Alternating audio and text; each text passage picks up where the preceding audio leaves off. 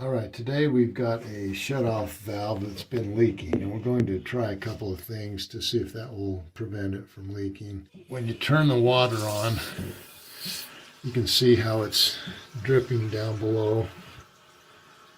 We're getting some water from right in through here. There are a couple of things you can do.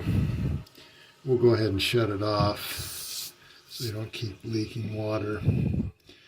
There are a couple things you can do. You can try tightening this the handle right here with a Phillips screwdriver, and then you've got this bolt right here that you can tighten up, and that's probably the main thing that's going to prevent it from leaking. It's probably just a little bit loose. It may be a faulty valve. We may have to replace it, but we'll go ahead and try this.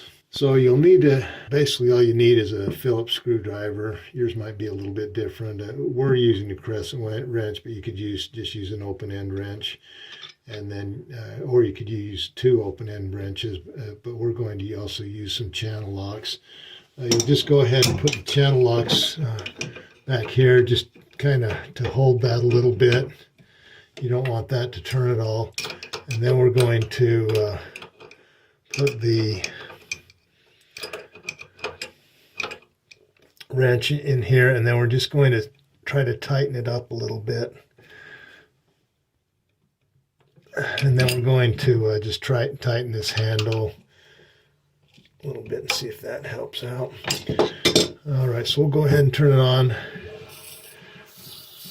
and you can see usually when you turn it on, it's going to leak a little bit, but once you get it all the way out, that's when it should stop leaking. To check and see if it's leaking, just take some tissue Kleenex, toilet paper, and then just go ahead and go around it. You'll have to do that first, make sure you get everything off. And then just take some more toilet paper or tissue and just see if you're getting any water. We'll keep an eye on this, and it looks like I know it's closed off the leak a little bit. And we'll keep an eye on it, but it looks like we've possibly solved the problem. Thanks for watching Big Al Repairs, and hopefully you subscribe.